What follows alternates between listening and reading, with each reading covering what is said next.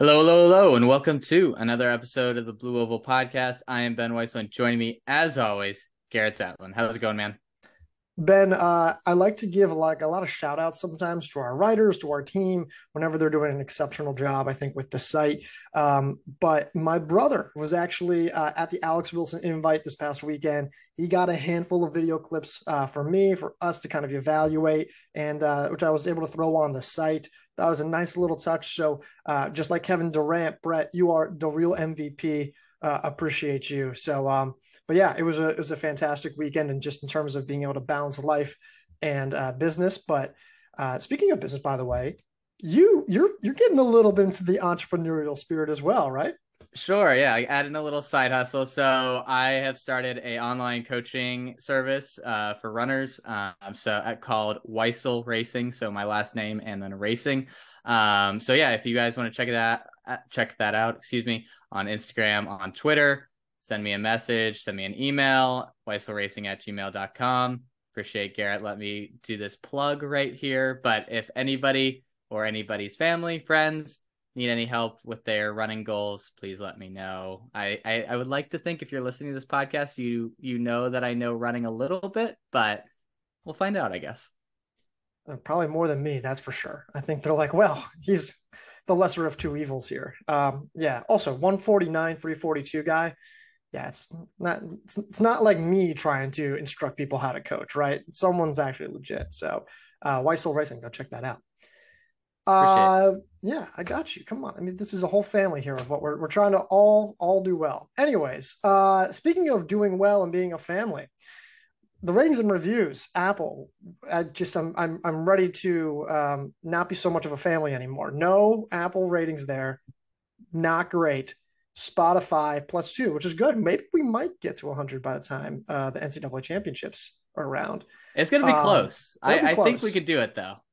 And shout out to YouTube. Go check out YouTube. We're not doing anything crazy. We're just getting started. We've only posted a few videos, but people seem to like YouTube. So go check that out. And I think we're going to try to do a few more things there. I think I might even post some of the clips that my brother sent over just to kind of give people an idea. We'll put that over there. We're working about on like a small little side project as well that I don't even think Ben knows about. So, yeah, that's all I got. Yeah, those clips are nice. It adds a little value to I think the site and something that nobody else has. So I think that would be cool. Check those out on the articles. And yeah, if it's on YouTube, that's a nice, easy way to look at that. But yeah, we're trying something new technology wise this week for the podcast that will hopefully translate better over to YouTube. So let us know what you think. Hopefully, you can't tell how many times we've done this intro and all that. It's But been with 5. Yeah. yeah, you would think we'd be better at it after all the times we rehearsed. But let's move into the action this weekend. It was DMR weekend, and it came through in a big way.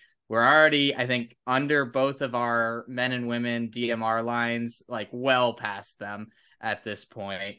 After this weekend, the men, we had literally no one under last year's qualifying mark, and then in one race we had, I think, 12 under that old mark just at Alex Wilson alone. So incredible weekend. Where do you want to start with do we want to start with Arkansas, Alex Wilson? What do you want to do? We got to start, I think, at Arkansas, and we got to start with the men's race. The NCAA record breaking DMR for Oklahoma State and NCAA record breaking for Washington, but they just got beat by Oklahoma State in 9:16. An incredible race. I took a few minutes off of work. Hopefully no one listens to this that I work with, and was watching this, and I just could not believe that Ryan Shafi was able to hold off Kieran Lum. It just looked like Lum was going to get there eventually, but Shafi held him off all the way to the line, running. His split was 3:52, I believe. I think Just so. insane. And as it turned out, Washington B team was just there to pace, as that really turned out to be the case in a lot of these races where teams were just entering B teams to be able to pace for 1200. But I mean, just across the board, so many things to talk about. What was the most impressive part or leg out of these record breaking races? It was Shoppy. I mean, Shoppy looked incredible. It's not just that he ran in 352. It's not just that he held off Kieran Lum. It's just how he looked when he did it. Mhm. He's just so convincing. He's so poised. He just looks stronger. He just it just looked like Lum was trying, but Shoppy was just hitting the gas and hitting the gas, and to try to make another surge, another gear for Lum to then get around and then get the turn on Shoppy, it just wasn't happening. Shoppy was just resilience. And it was one of just the most impressive anchor legs I had seen in a really, really long time. It was a thrilling race, though. They went back and forth, back and forth. They were never more than a stride or two away from each other. It was one of it was is that I don't want to say it's the best DMR race ever, but is it? It might I be. think it's certainly the best non NCAA Yeah. championship DMR. Like the last year's, or what was it when Texas won? That was a thrilling DMR. It had a lot of good components with Yared Naguse getting beat and the way Texas was able to win with Abdallah. Like there's a lot of interesting things, and I'm sure there's been other really interesting NCAA DMRs. But as far as regular season, I can't think of a better one. You have a record-breaking time and two teams going at it the entire time.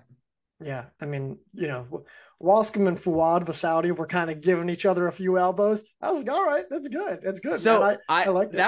that was one of the biggest takeaways I had where we saw Fawad Masaudi like look every bit as good as Wascom over 1200, which Yep. is pretty wide. Like we I think we both think of Wascom as the 1500 or the one of the mile favorites, if not the favorite. And for Masaudi to push him, and there was a few elbows that I think Wascom had to throw to keep him from getting around, and yet he still almost beat him to the line. I thought that was an extremely impressive race and just shows where Masaudi could be in the mile if he decides to run. I don't think he's that far from Wascom, quite frankly, and if he's not far in the mile, I mean, what could he do in the 3K? I mean, again, I think this was just another stock raising weekend for Masaudi. In terms of Masaudi, I think he's going to do DMR 3K. I think he said like that's his plan. Right. Yeah. But I mean, like, I don't know what's his best event, but you can make the argument it's the mile. I don't know if I would totally dismiss that. I think it's a 3K, but I wouldn't argue against that. Nonetheless, phenomenal, like outstanding work from all of them.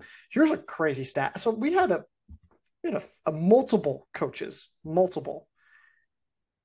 Let me know and let us know that they were a little upset about the insinuation that Washington B team could be competitive in this field. But I just want to throw this out there to everyone. Nathan Green's a 352 miler and has run 146 for 800 meters. Brian Fay has run 352 for a mile as well. Luke Hauser has run 355 for the mile.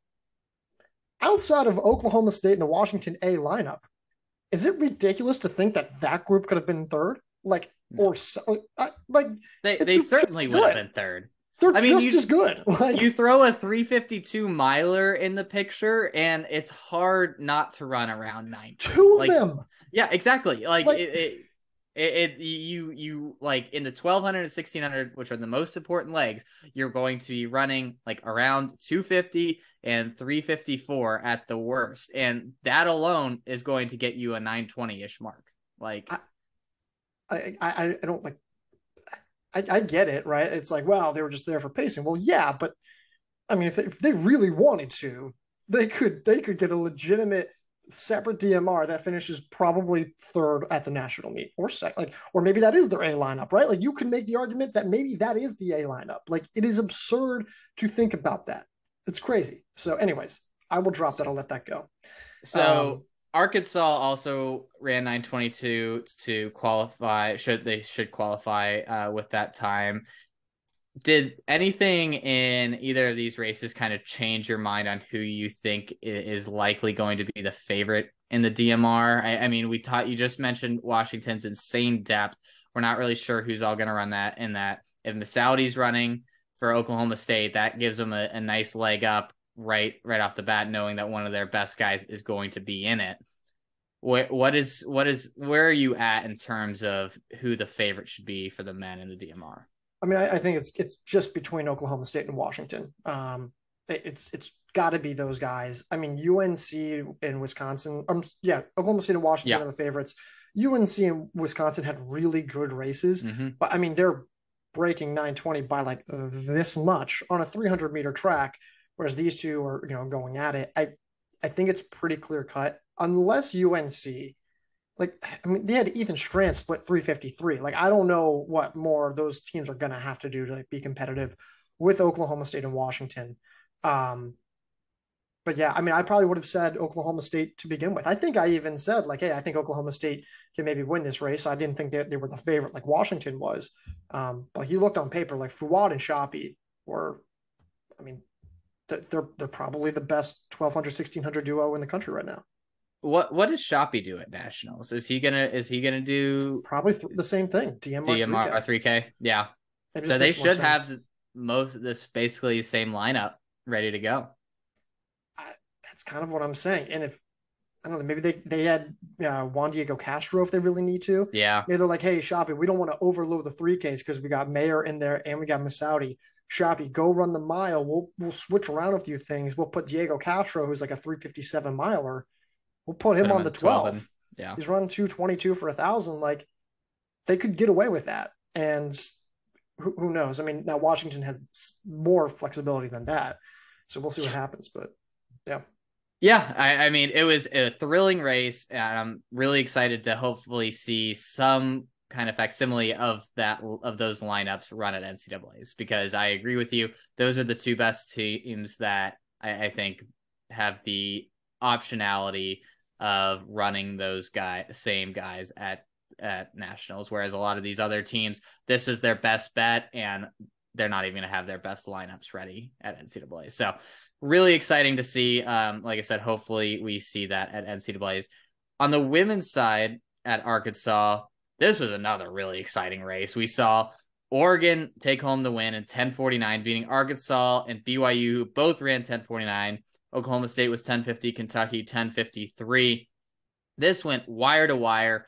Kazimierska's 1200 leg was one of the wildest things I've ever seen. It literally looked like she hit a mushroom in Mario Kart, and just accelerate. I mean, I just could not. I was like, she's running against a lot of really good women right now, and she made them look like they were standing still for a little bit and just flew by them. I think it was like the last 100 or 200 and just went way past them. I think gave Oregon a nice few second cushion going into the 400 leg. It was amazing and set them up really well. But Thornton Bott finished really, really well to hold off Gregory.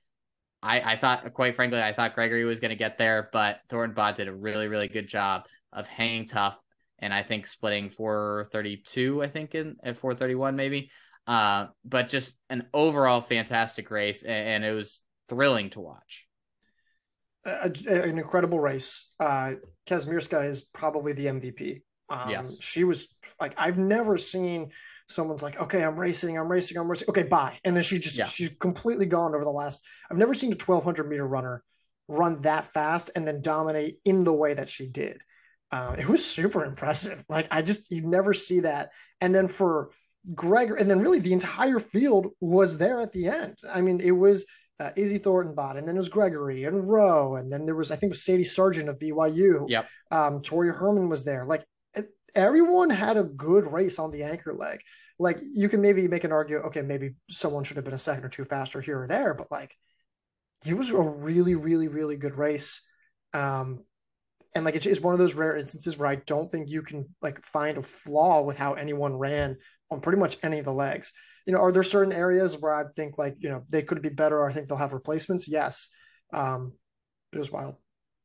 Yeah. So Kazimierska opened up over a 2.5 second gap on Gabiha Galvadite, which is just wild, because you would think the 1200 is should be a perfect race length for Galvadite, and for her to just fly by her. And then Thornton Bott and Gregory both split 430s.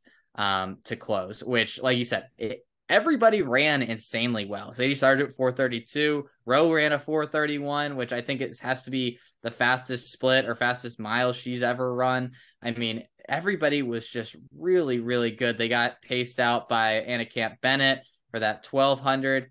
But I mean, everybody looks really, really good. I just am very curious to see what these lineups look like at NCAA's, because I find it hard to believe that we're going to necessarily see this full Oregon lineup come nationals. So I agree. And that's where I get a little unsure about like who's the favorite. Because like Washington looks like they could be unbelievable, but yeah. Anna Gibson is a favorite as an All-American favorite, and Carly Thomas is an All-American favorite. So how are they going to attack their lineup? Are they all doubling back? And that's fine, because Oregon's going to have one or two women doubling back. BYU's probably going to have at least maybe one doubling back. Maybe it depends on how the mile goes. Arkansas, like, does Lauren Gregory double back? Does Britton Wilson get involved in this relay? Like, I don't know.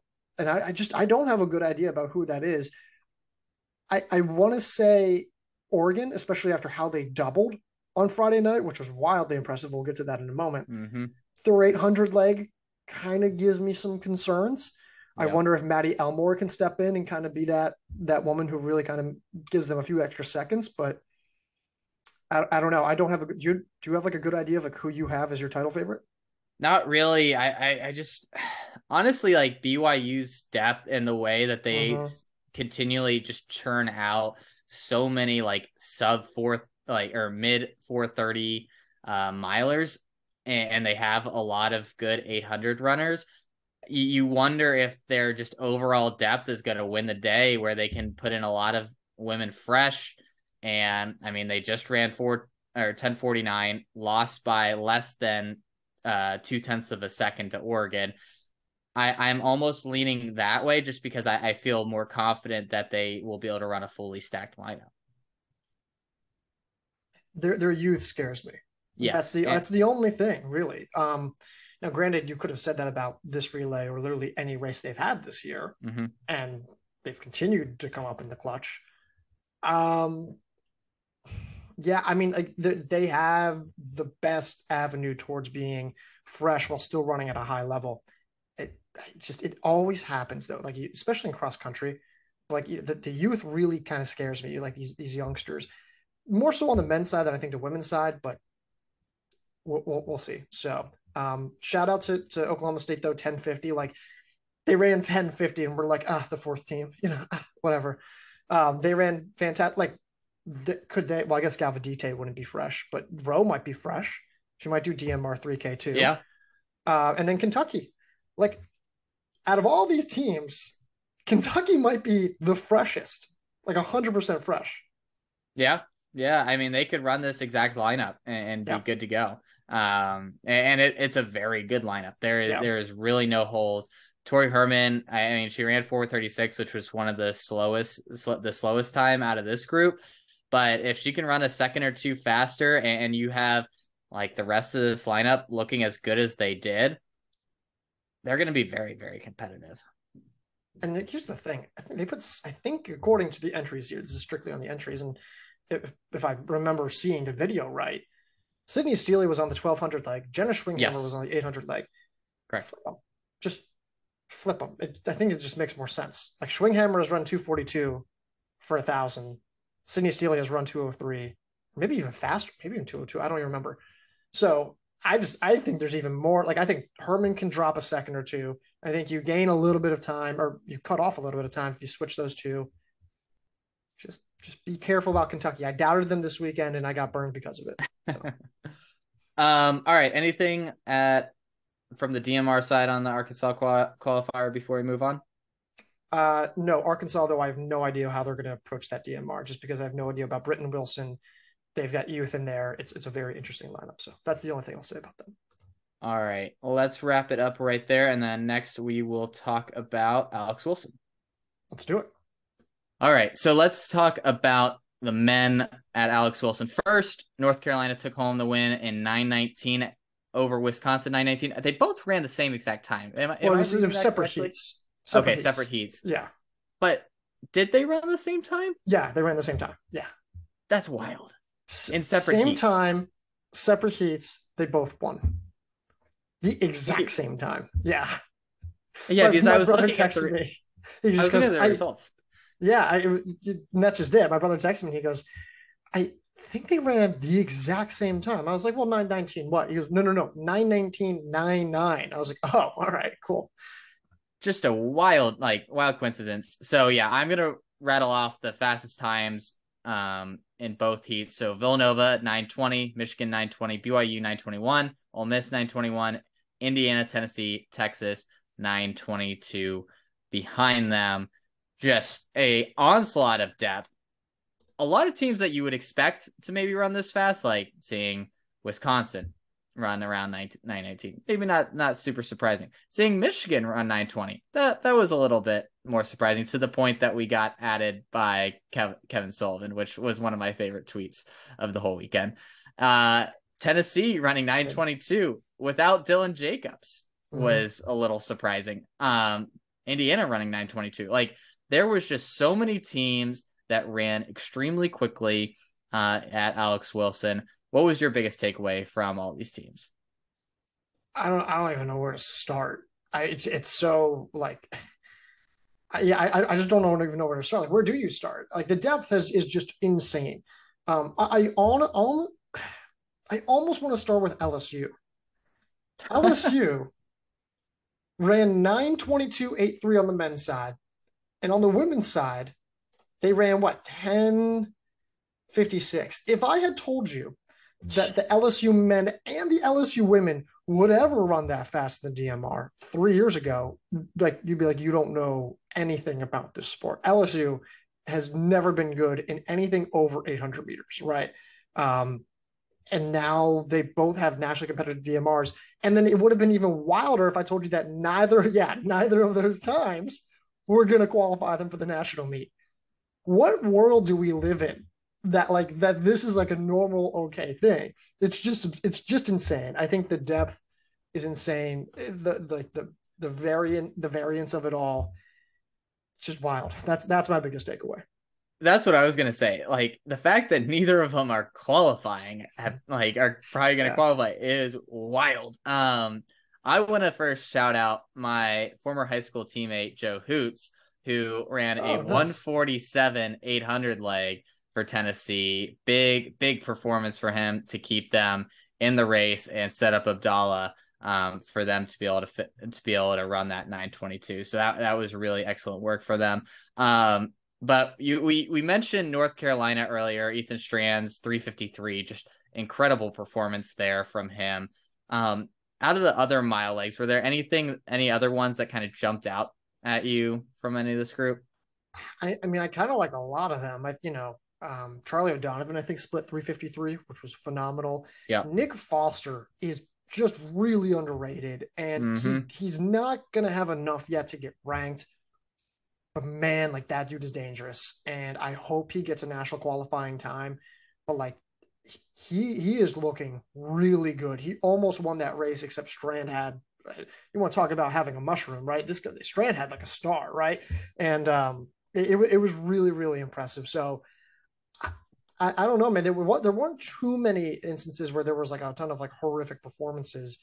UNC though looked really, really good, and Villanova, I would be really scared about them, because I don't know if Sean Dolan or Liam Murphy or Charlie O'Donovan are going to be qualified individually for the national meet. Some guys are on the line; they might try again. It might be close, but if that relay's fresh, they theoretically have a shot of competing with the tired legs of Washington and Oklahoma State.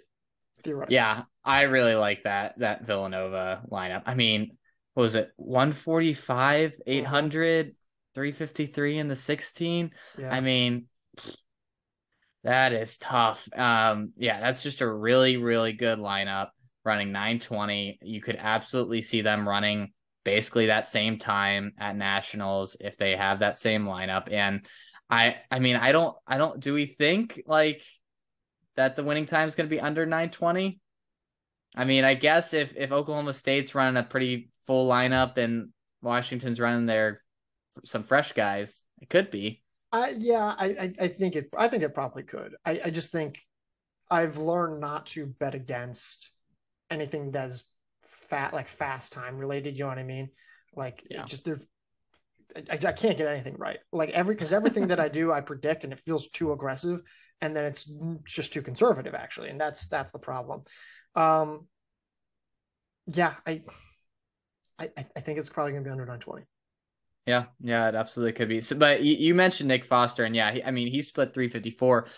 I absolutely think he can run under 355 in the next week or two and get that qualifying mark. There's going to be, I mean, after seeing these DMRs, there's so many men that are going to be feeling like, okay, yeah, we can hit that 355 or 354 mark to make it to nationals. I mean, it's incredible. I mean, Arjun Jha running 253 in the 1200. I mean, for a guy who's more of a 5K guy, like that was incredible as well.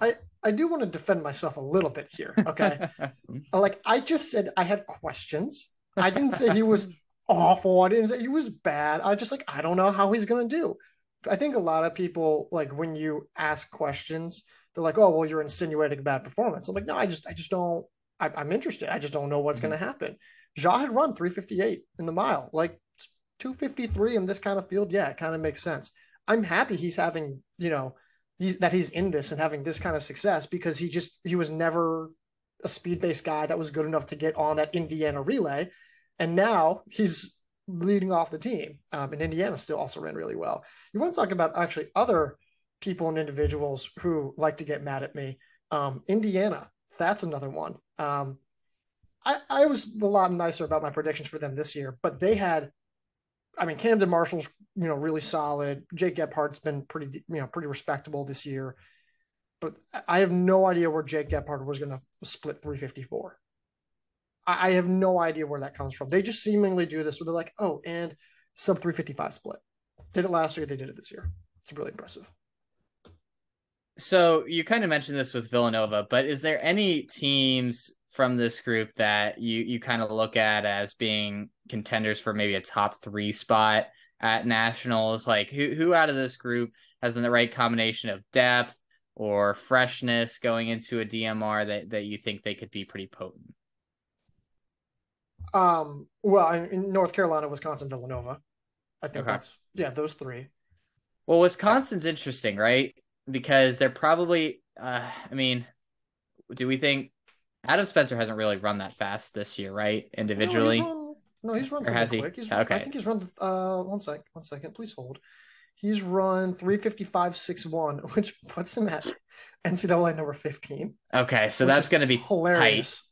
But he should probably run something that'll qualify. So in the mile, so he probably isn't going to be an option, or won't be a fresh option at least. I don't have a good answer for that. Maybe yeah, he won't be a fresh option. So that makes me wonder where do they put him on the relay? Yeah, I mean, I think they'll probably keep him at the 1200 leg because I think even if you get a performance from him in the 1200, the rest of this lineup is going to be really, really good for Wisconsin because Jackson Sharp's going to be there. Hassan should probably be there as well. I mean, I really like it if they can figure out that 1200 leg. I think they have a really good shot of being pretty competitive. The other team is Texas. I don't think they ran the ideal lineup. And I like Cruz Gomez. Like, I just want to be very clear. I like Cruz Gomez. I think he's actually like a real, if you're not going to do the lineup order that I think you should, like you're putting in a 357, 339 guy in the 1200 spot. That's really good. He didn't have his best race this past weekend, but more of what I'm saying is that like Texas is good enough where they can find a 400 guy. You don't have to have Jonathan Jones in that spot. Put Jones in the 8, put Yusuf Bizimana, who's run crazy fast in the 800 and the mile. He's an All-American in the mile. Put him on the 12, which is like a perfect spot for him, and keep Carosa in the mile. Why is that not the best option? I completely agree for this past weekend. I just don't know what they're gonna do at nationals. Like how many of these guys are actually gonna run? That's fair. That's a good point. But if you're talking about just like pound for pound talent, like in like the middle distances, yeah, there's absolutely they should be able to, like, if they would have done the right order as you mentioned, they would have run probably under 920. You would imagine. Yeah. So I'd say like a fresh Texas team that does the right lineup, sure. Um, but that I think those three teams, the North Carolina, Wisconsin, Villanova, if on a perfect day, but I mean, I think it's just so clear cut. It's Oklahoma State or Washington. It it just feels like that clear cut, which is rare to say in today's day and age. Yeah, I as we're going through this, because I mean Strand, I think after this you got to imagine he's going to be able to qualify for the mile. He's not. I mean, maybe. I mean, if you're splitting 353, of course you got to get in the right race and everything. But I think he has at least an outside shot of doing that. If he's not fresh, Well, like he's at NCAA number 11 right now. He's at okay, 355.08, so he's probably he's safe. probably in already. So he's probably going to run the mile, which would lead him to be not fresh going into the DMR if he does run the DMR. So as we're talking about this, Villanova as that best of the rest, starting to feel more and more likely. I do really like Villanova. I said it in the preview. I said it like afterwards. I said like they have the perfect personnel for it. I think they should go fresh. Like Liam Murphy is listed at NCAA number 14 right now in the mile. Whether he stays there, I don't know. There's going to be a couple scratches, I think. But like, don't do that. Don't do the mile. Go all in. Just do it. I mean, it just makes so like, and I really like Liam Murphy. Like he reminds me of a mix between Pat Tiernan and Jordy Williams, which is like the biggest compliment you can give a Villanova runner. Wow. That's like the perfect. That's the perfect runner, actually. It is the perfect runner. But I just mean in terms of his skill set, right? Like he can move up really easily. Yeah. He's got really good mile speed. Pat Tiernan was just an aerobic guy. Williams was just a speed guy. Murphy can kind of do a little bit of both, and he can do so in like a really explosive way. Am I saying that his all-time caliber is going to be a combination of the two? No, I'm not saying that. But I do think he's got like a really scary good skill set. And but yeah, DMR, do the DMR. I agree. I think they have a great shot at top three if they go with that lineup completely fresh, which I think would be super exciting. Anything else on the men before we go to the women? No.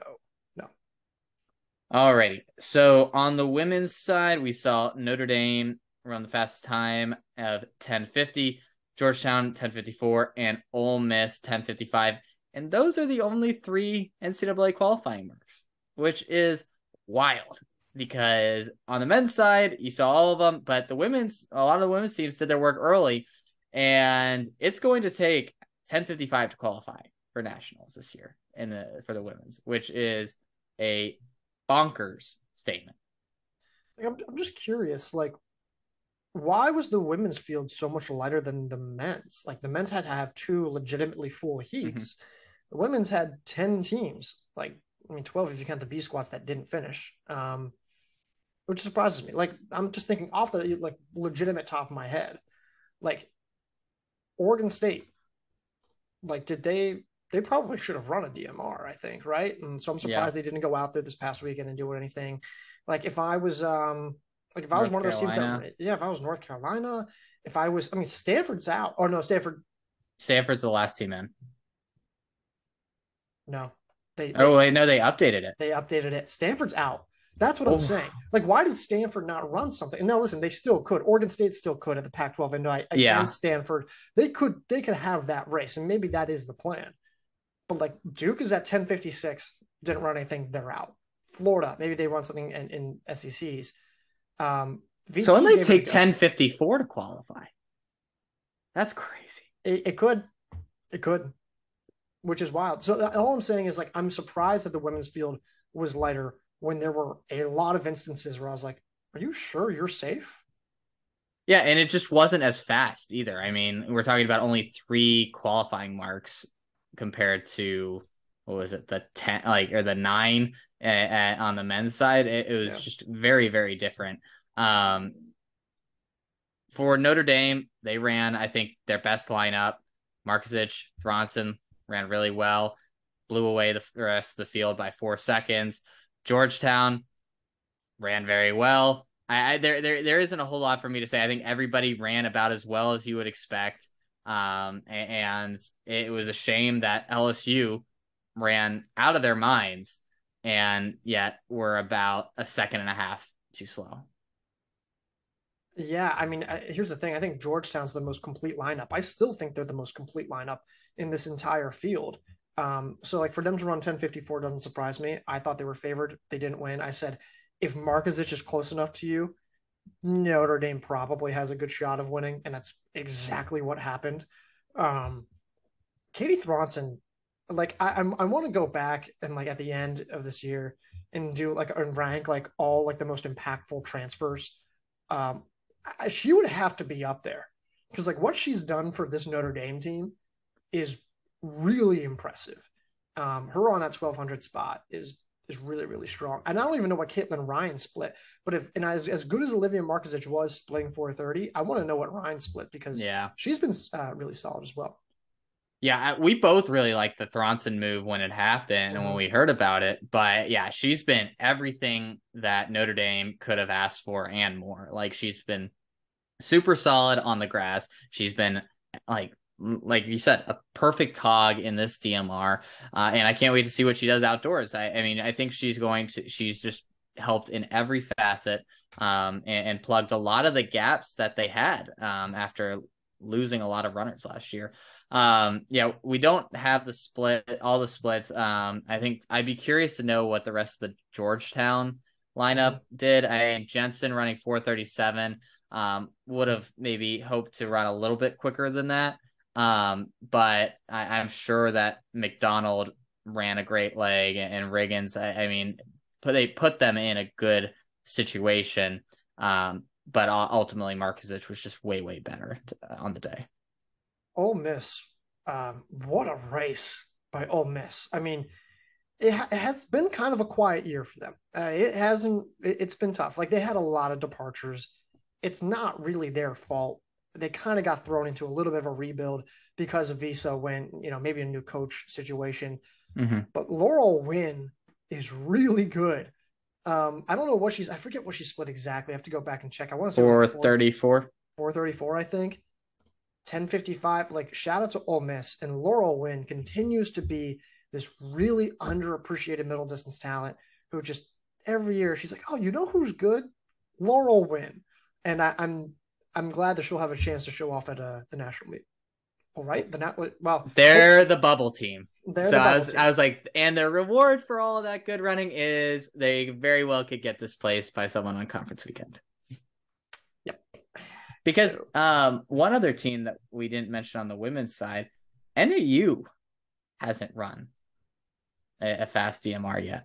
And if they could do something at altitude, get a nice conversion at Big Sky, I know the men have done that before, wouldn't be surprised to see them run something quick.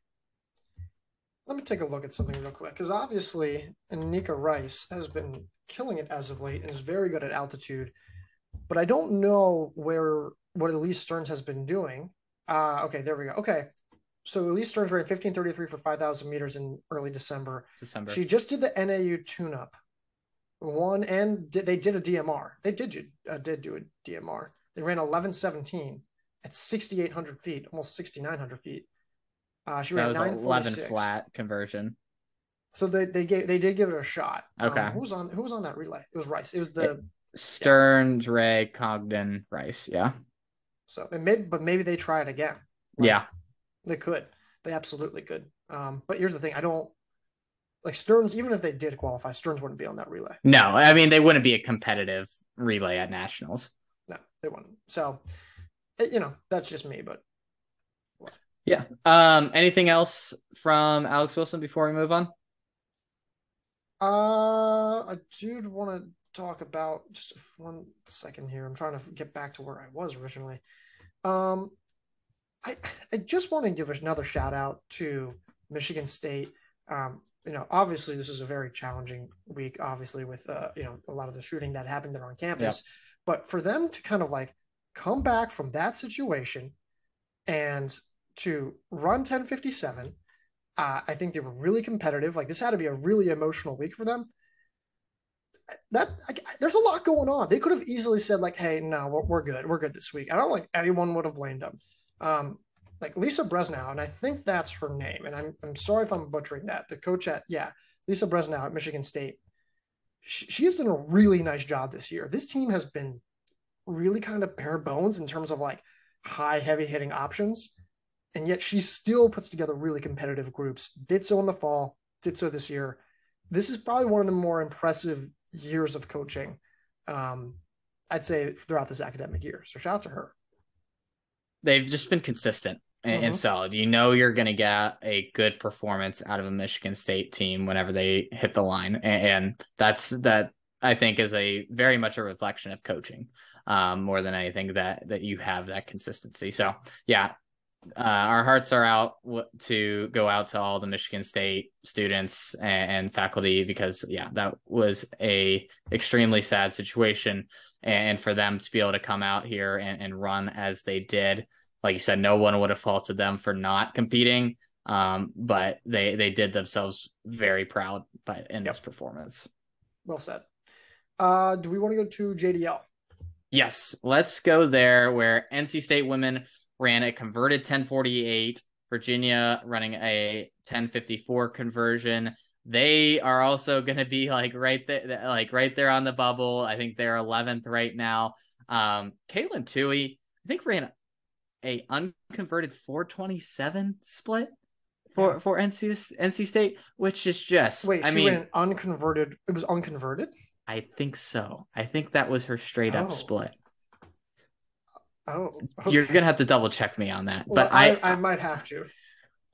I mean, we've talked about Caitlin Toohey a lot, so I don't want to talk about it too much. But that's like, if that's well on YouTube for what it's worth. Yeah, if that's really the case, and she ran a 4:27 unconverted mark and running by herself for like a long part of that race, I mean, hey Ben, it's just stunning. It was unconverted. So what is that? Is that 4:24? I think it's 25. Well, depends on if it was high or low, right? It was 4:27.6 is what she ran. So maybe 5. It was probably 5. Yeah. I mean, to do basically do that solo for a lot of it. Yeah, that's. I'm running out of things to say about her. I mean, so impressive. It's why, and that performance flew right under the radar. Neither of us really there wasn't a whole lot of hubbub about that, but it is wild for someone to basically run a 4:25 split. No one ran faster than 4:30 all weekend, right? And the 1600 split. And here's the thing: NC State was down. They were down by about 3 to 4 seconds on the 1200 leg. They basically they got a second back. I guess from the leaders, they didn't really gain anything much. The third leg, they didn't get anything much, and then Toohey just basically caught them all, and then pulled. It's probably like a 10-second gap right there. I don't know if it's quite 10, but it was she's just incredible. I don't know if there's anything to talk about here. She's not going to run the DMR. I don't think. No. I'd be curious to see the team in. Relay. Yeah. It'll be interesting to see who's healthy and who's ready to go. Yeah, I have no idea. Virginia, though. Without Mia Barnett again. It's pretty impressive. Margot Appleton's running well. They didn't have anyone blow you away, but 4:34 split on the anchor. Everyone else just really solid. I mean, it's a good relay. It's a really good relay. They ran well earlier in the year, and then they knew that they were going to be in trouble if they didn't run it again. They tried it again, and it paid off. Really nice run. Yep. Yeah. Good for them. I think they're probably safe, but they're gonna be right on the edge depending on how many teams. I don't know if they're safe. I don't think I'd say they're obviously favored to get. They're second to last in, right? They're 11th. Right. They're 11th, and I think some West Coast teams are gonna go try it. Yeah. They should. Yeah. This is stupid. 10:54.9 not being good. That's wild. Yeah, that's bizarre. Okay, enough DMRs. Let's talk about a few quick individual performances, then we'll wrap this up here. Sound good? Let's do it. at Arkansas qualifier after running the DMR. We saw Oregon's duo of Kazimierska and Thornton Bott running 4:32. You mentioned that earlier, but the just the strength that they have, after running really really solid performances in the DMR, to come back and run 4:32. I mean, Kazimierska, do you think like, or either of them, do you think they're both going to run the mile and then come back and run the DMR, and then try to run the mile again on the next day at NCAA's? Like, what do you think they're going to do? I I don't know. I think they tried doubling. I think because they both do the open mile, and if they were able to run this well in like if they were able to run this well after how hard they had to run in the DMR earlier in the day, there's no reason why they can't come back from a mile prelim and do the DMR. And the prelims are, if you're fit enough, and you can Yeah, sometimes get away with the race being just pretty slow and then just having to sprint for the last 400. I think they double. I think they double, and I think they do so pretty effectively. I think Kazimierska's got to be like a top three, top four name in the mile right now. Like what she did in that 1200 leg and then coming back and winning and beating Thornton Bott, like she's completely changed my view of her this weekend. Like there was no one who in my mind raised their stock as much as she did, because I think is a legit contender now in the mile. She's someone I'm certainly going to have a hard time picking against. Well, it was like she kicked, like the way she's kicking in both races, like Mm-hmm. that's really impressive and really scary.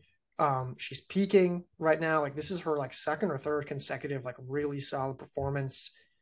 I would be worried if I had to face her. Like if I had to toe the line next to her, I would be very worried because she is just naturally fit. But then if you're going to try to out sprint her, good luck. You're not like it just seems like when you're running away from a 800 in mile star and Galvadite, like she is just standing there. Like I would love to see anybody outkick her. I don't know how many people are going to be able to do that, if any. No, I agree. I wonder. Maddie Elmore, by the way, 4:35 mile, Yeah, great run for her. Like Oregon's mile crew is like looking really, really solid on the women's side. I wonder if they put her in the 8 leg. I just feel like or maybe what they want to do is, let's say Thornton Bot makes it and Kazimierska doesn't to the finals, right, or vice versa. And they say, all right, well, we want to save you for the finals. Elmore, who's just run 4:35, come in there and act as a replacement. Or they say both of you come back to double. Elmore steps in on the 8. yeah. I mean, I think the 8 this weekend was 208 split. So yeah, you would imagine she's going to be able to improve on that if they wanted her to. So Well, I don't think that was Elmore. That was Well, not. no, I'm saying that's what I'm saying. I think she would be an improvement Yeah, upon and I that. agree. If she does get put in there, I'm sure she can run around a 205, 206 at the very least. So that's a good way of them picking up a few seconds. But elsewhere at the Arkansas qualifier in the 800, we also saw some quick times. Britton Wilson running 202, Kellyanne Beckford also running 202, and then in the men's mile, we saw Ronan McMahon Staggs run 354, which should get him into NCAA's as well. So another 3 NCAA qualifying performances elsewhere at Arkansas qualifier. Britton Wilson's not going to run this event. It's No. No, she's not. Super cool that she ran it and that she ran 202 and that she won. Like she beat Shafiqua Maloney and Kellyanne Yeah. Beckford. I just there's not going to be a whole lot to talk about. We knew she was going to run fast. This is about right.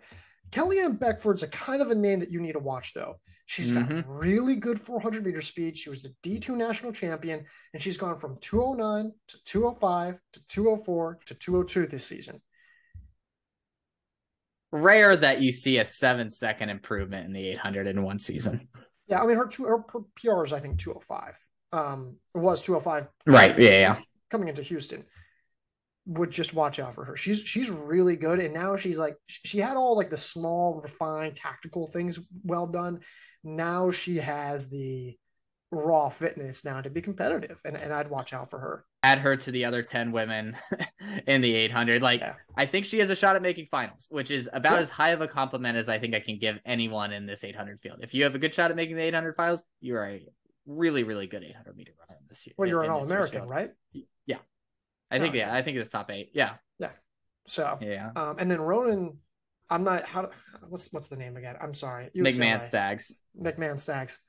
He's gone from he started he's only run the mile this season. He's gone 357, 356, 354. He's seen various competition. He's won his races. He's won this past weekend. It was in a very different field than what he's done previously. Mm-hmm. Continues to get better. There's still a lot we don't know about him, but he's another guy like just like Kazmierska, or it's like if he's still hot by the national meet, man, like he'd be a guy where if the tactics, if the lack of experience at that high of a stage don't kind of come back and hurt him, he's probably just as purely talented as probably like 80% of those guys in that mile field. Look, Amon Kemboy was never a great miler. He wasn't traditionally seen as a miler. He's much more of a 3K, 5K guy when he was in college. But beating him is a nice win. That is not an easy thing to do. So the way he was so patient, that was what impressed me the most. He didn't try to make the pass on the turn. He waited till the straightaway. He conserved all his energy. He was patient and calm, and then burst forward at the line. And obviously, it was just him and Kemboy, and so that's a very different situation than what he's going to face at NCAA's, where he's going to have to work his way through a field of 5 or 6 guys there at the end to qualify for finals. But I loved seeing that composure, and I think that's going to translate well to NCAA's. It wasn't the prettiest kick. No, it was not. It wasn't like the most graceful thing you've ever seen, but it was smart. It was smart. Yeah, well done. It was a really solid race, and I don't know how many guys this year have run under 358 3 times. Like how many people have done that this year? Probably very few. Probably none, I'd say. Yeah. I think you're right. Actually, I think none. So, yeah. So I'll go with that. Anything else that we missed? Let's wrap with Duncan Hamilton running a converted 352 in the mile. And this makes me feel a little bit better about arguing that he should have remained in our rankings. Now, Connor Murphy, you deserved it. I'm not saying that you shouldn't have been, but I think that this makes me feel better knowing that Duncan Hamilton will now have this on his resume. For those who are wondering, we just really struggled trying to figure out who the last name of our rankings, TSR number 25, would be in our men's rankings for last week. And we went back and forth. It's Connor Murphy from Virginia or it's Duncan Hamilton from Montana State. And Ben's like, no, it's Duncan Hamilton. And I was like, hey, you know what? Maybe it is. Let's put it up to a vote. Well, Ben was the only guy on his own little island. He was massively outvoted, and we put in Connor Murphy. Does this probably help Hamilton over Murphy? Yeah, it probably does. Think it's a faster time than Murphy's running the mile, and Murphy's more of a miler. So, well, he's also like the 800 is also. Yes, that's true. Yeah. But I also don't know what this tells us about Hamilton. Like that's the thing. It tells us that he's a good 3K runner and going to be very competitive in the 3K. Which is what we thought already. I just want to see him run something quick at sea level. Yes, he ran 359 in the mile. I'm not saying that he's not fit or that he's not capable of running these times. He's done it before. He doesn't need to run it at sea level because NCAA's isn't at sea level. And that's a very good point. But you want to tell me that a 755 tactical race is the same thing as a 742? No. It's not. No. It's not. And I think there are guys who have proven at sea level that their turnover is more significant. I'm sorry, but the upset to Will Smith in the mile was not great. It was not encouraging. No. Does this make up for it? Yes, it does. It's really impressive. I want him to be an All-American indoors because then everyone would stop talking about like, well, he can't do the conversion. It's like, yes, he can. I just want him. I think he'll be an All-American. I think he will. I think this performance makes me feel better that he'll at least be an All-American. I hope you're right. I sure hope so. Anything else? We good to wrap it there? I think that's it. I think we're good. YouTube, go check that out. We're working on a few things. I'm talking to a few people. Things are in the works for the site, but we got conference weekend coming up. We're not doing rankings this week, but by the time you're listening to this, you probably already know that. No rankings for D1, D2, D3. we will have all those next weeks before the national meet entry reactions and previews. And I can't believe we're already at that point of the season. But yeah, go 5-star rating and review on Apple and Spotify, but Apple, please. That'd be great. And yeah, get prepared for a lot of previews. Those are coming. Once we have the entries, those are coming. So, Ben, anything? That's it. Until next week, Garrett, I'll talk to you. I'll talk to you.